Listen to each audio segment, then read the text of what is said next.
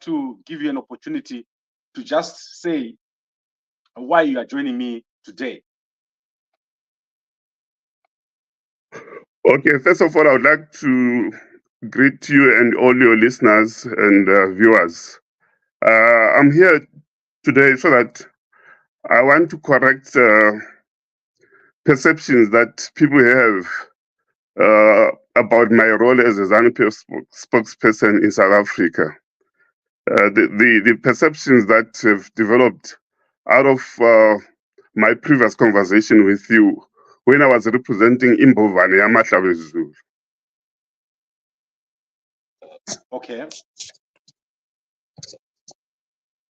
So I think many people don't understand when you moved from Mbongolwane Zulu to ZANU-PF. When was the transition? The transition, I cannot put the exact date, but it was sometime after we had that conversation. I had an interaction with some ZANU-PF cadres who came to recruit me because they said that they wanted me to understand the way ZANU-PF operates, and I was attracted by their relating to me the Herbert Shitepo School of Ideology. I realized that from that time that ZANU-PF was not what I used to think about it. Then I made the move. I resigned my positions from all the organizations that I was part of, and then I joined ZANU-PF. Okay, so when were you elected as the ZANU-PF spokesperson for South Africa? I was not elected. What happened was that the ZANU-PF South Africa is run by a working committee, and then a working committee which, after Kenneth Mandaza left, they wrote to ZANU-PF headquarters recommending me to be the acting spokesperson for ZANU-PF South Africa. So immediately after Mandaza left, the working committee wrote a letter to the ZANU-PF headquarters recommending me to be the spokesperson. Oh, okay, so that is understood. So let's go to the so I was co-opted. I was not actually elected. I was co-opted by the working committee. Okay, well understood. What I'm saying, let's go straight to the content of what you said in the past. You were not agreeing with the approach being taken by President Mnangagwa and the leadership on the Gukurahundi issue. Can you describe what you have realized now about that approach? Okay, what is happening is that at that time, the Mbongolwane had a particular position which me as the spokesperson had to articulate. So what I articulated there was that position. But when I joined ZANU-PF, I realized that in the context of the Herbert Shitepo School of Ideology, ZANU-PF's doctrines, ZANU-PF's way of embracing everybody actually has got space, and also it is possible to address any of the issues that Zimbabweans have in the context of the values of ZANU-PF. And I've since realized that the president of Zimbabwe, his Honorable Mnangagwa, has done a lot in terms of trying to address even those issues that I was talking about in that script. And there is a lot of genuineness in it, and I understand that most people who also don't understand what the trajectory of ZANU-PF is are likely to not understand the position of ZANU-PF, even if they are ZANU-PF cadres, if they have not actually internalized the values of the Herbert Shitepo School of Ideology. They would not understand that actually in the mantra that ZANU-PF propounds about taking everybody on board, and also making sure that leaving nobody behind.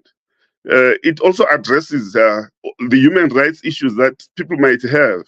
So me as a member of ZANU-PF, I now represent ZANU-PF, and today I speak as a ZANU-PF member, and I don't speak as Mbongolwane Zulu, and I don't represent the views of Mbongolwane Zulu.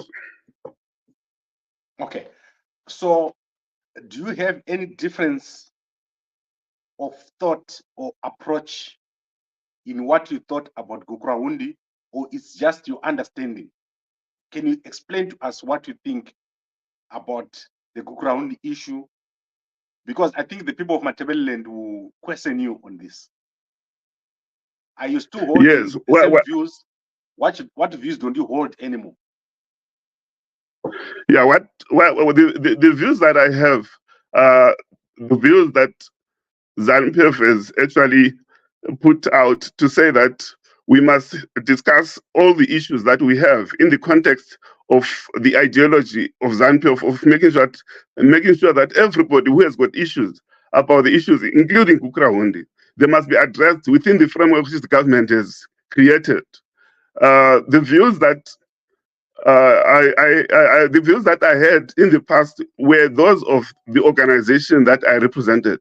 And today, I think I want to say to you, I represent myself as a member of ZANU-PF. But the views that I held at that time, they were largely the views of the organization that I held. Views which now I realize can be addressed within the context of ZANU-PF. Okay, so I want to take you to what has been happening in Bulawayo, which is the meeting by President Mnangagwa with the chiefs and the invitation for the community to be involved. Are you involved in what is happening in resolving the Gukurahundi issue? I've not attended any of those meetings, but I have read and I've been noting what is happening, especially with the chiefs. And I agree with the approach that is being taken. And I think that it will go a long way in actually addressing some of those concerns. If there are any gaps, I think within the context of what ZANU-PF has created in this framework, there is room to actually resolve there are mechanisms in which more can be done if the current situation does not actually go enough to address the concerns of the people of Matabeleland. So there's room for actually mediation and continue until everybody is taken on board. Okay, but there are many groups in Bulawayo right now who are not agreeing with the approach being taken. What do you suggest should be done to bring everyone on board? I think people should understand the role played by ZANU-PF and also the role played by the current efforts of the Zimbabwean government in terms of the fact that if you read the whole strategy or understand the way ZANU-PF wants to address this, there is scope in which ZANU-PF wants everybody to understand that nation building is not an easy route, and it is important that we understand, we take root. Most people that I see who are not satisfied, they have taken a more emotional approach, not a practical approach. So the practical approach would be to join in the efforts of what the government is doing and also understand the strategy and the philosophy around it. And then people would understand that the trajectory which ZANU-PF is actually leading will lead into a way in which peace and justice can be achieved. Okay, so what are the schools of thoughts currently in Bulawayo and Matabeleland? And let's address them in detail. I would like to give you an opportunity to look at the schools of thought and say, if it was you who was communicating to these people, what would you say to the people of Matabeleland? I would say that I think the biggest school of thought is that people don't think that the chiefs are the legitimate people to actually represent them. People also think that in this issue, there is more which needs to be done to address the victims. But I think what they don't understand is that the current process is open, even though it is led by the chiefs. Victims are also invited. Victims can contribute. And it's important that people understand that it is not possible to address those issues without involving all the role players. Because most people think that you can address these issues by discounting the current government and make use of international players without the current government. But I don't think that is feasible. I think what is feasible is to go in the ZANU-PF way, the way ZANU-PF has chosen, and also the government of Zimbabwe is doing at the moment, where everybody is invited and where everybody has their views. So it is important that the people in Matabeleland also understand that as long as we don't seek to address these issues in a way that involves all role players, it is almost impossible to achieve our goals. Okay, let's go to the National Peace and Reconciliation Commission, which was trying to help with addressing this issue. It has been rejected in Matabeleland, and it's no longer playing a part. I've not seen them playing a part. Who do you think should lead? You said that ZANU-PF should be involved. The National Peace and Reconciliation Commission, should it be involved? What is your view? Give us a step-by-step of what you think should happen regarding the Gukurahundi issue. It is not true that what you say it has been rejected. It has not been rejected. It is still going about taking the views of the people. It might have had a hiatus where it is not collecting those views, but it is still part of the data collection exercise where the people of Matabeleland are involved, and they are also giving their views on how it should be constituted and going forward. Okay, I do agree that I may not be up to date, but let's say if it was you, given everything that you've said, step by step, what should we do in Matabeleland? This is a national problem, and I believe that everyone knows that there is a problem in Matabeleland of Gukurahundi. What would you suggest to the leadership? I know you say that there's an approach by ZANU-PF, but you're a very important person in terms of this issue. You were articulating many views on this. So let's give you an opportunity to say holistically what should be done about Gukurahundi. I think what I'm going to suggest now is what ZANU-PF has already started working on to ensure that that committee, the National Peace and Reconciliation Commission, it must cast this net wider, especially making sure that there are hearings even in the neighboring countries of Africa, where most of these victims are. Because the current exercise has been only happening within the confines of Zimbabwe. I think that if the National Peace and Reconciliation Commission could also come to South Africa and meet head-on some of the victims of Gukurahundi, then it will also have a different perspective of how the people of Matabeleland want this issue to be resolved. But I know that the current government of Zimbabwe, through the leadership of Mnangagwa, is open to that. And through what I have read about their approach to building a united Zimbabwe, I think that is possible. And I think that the people of Matabeleland needs also to understand that this can only be done if they engage all role players, including ZANU-PF. Okay, so I think let's recap what you've said. You've said that ZANU-PF has a role to play. The National Peace and Reconciliation Commission has a role to play. And if possible, the government of Zimbabwe should consider going to South Africa to also meet the role players. Is there a place for an international supervision of the process? Do you think that is important? Yeah, Zimbabwe is a democracy, and I think if that is suggested to the commission would be open to that. But I think in the current framework, the National Peace and Reconciliation Commission has is guided by the rules and the constitutional mandate that it is given. But if the people of Matabeleland come to these discussions and suggest international mediation as well, that should be possible, because Zimbabwe is a democracy and everything is possible within a democracy.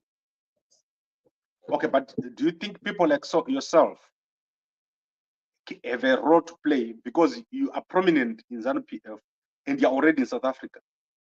Do you think you have a role to play in making this happen?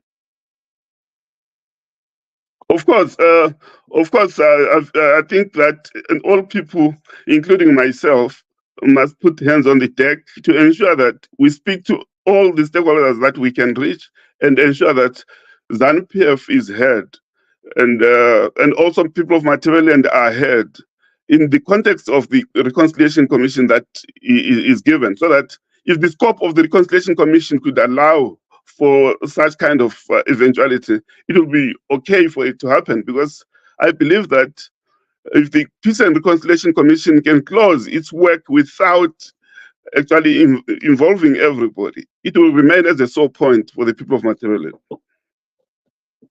Okay, I think this is very, very clear. And I accept that you say that when you were expressing positions in the past, it was in the context of the organization you are representing. Does this organization still exist? What's happening with the Matabeleland groups? Are they still together in that position, or there's been changes? I believe they could still be having the same position, but I no longer have. I'm no longer in touch with that organization. Ever since I left to join ZANU-PF, I've been very busy with ZANU-PF work. Okay.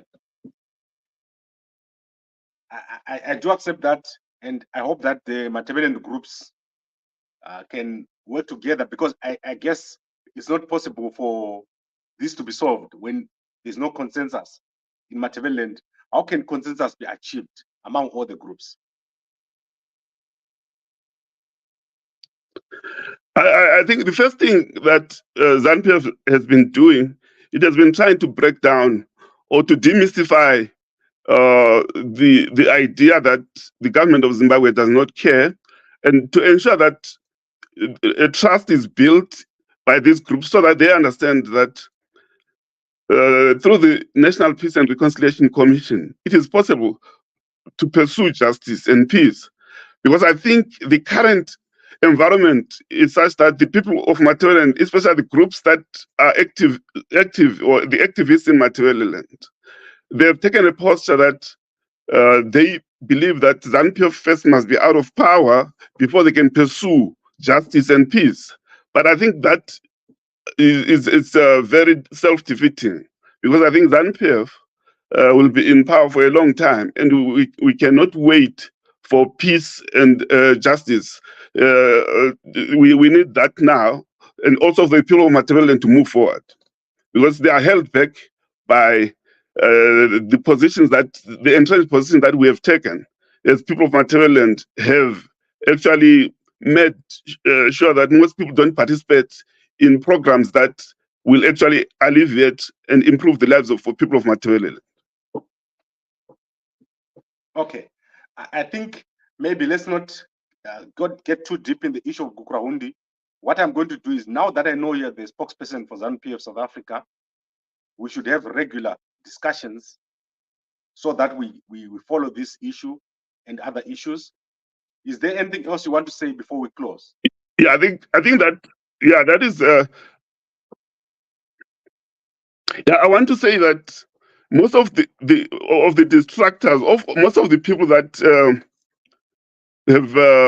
I've spoken to within ZANU-PF, they also need to understand how ZANU-PF operates, because you find that me as a member of ZANU-PF, coming from Matabeleland, there's always that suspicion that I'm not able to actually represent ZANU-PF very well. I think that I'm in a better position to represent ZANU-PF because I understand both sides of the coin. I understand the people of Matabeleland. I also understand the ideologies ZANU-PF wants for the people of Zimbabwe, and therefore, it is actually not true that somebody in my position cannot be in a position to represent ZANU-PF accurately.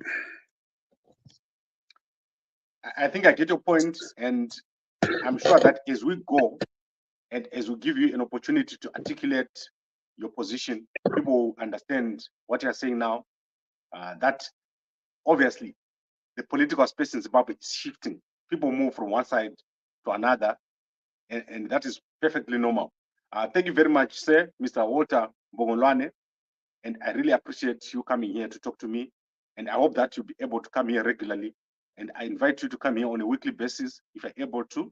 We have a platform for everyone here at Gambako Media, so you're welcome to choose a day when you can come here and articulate. Okay, thank you very much. Thank you very much, sir, and I hope to see you again very, very soon.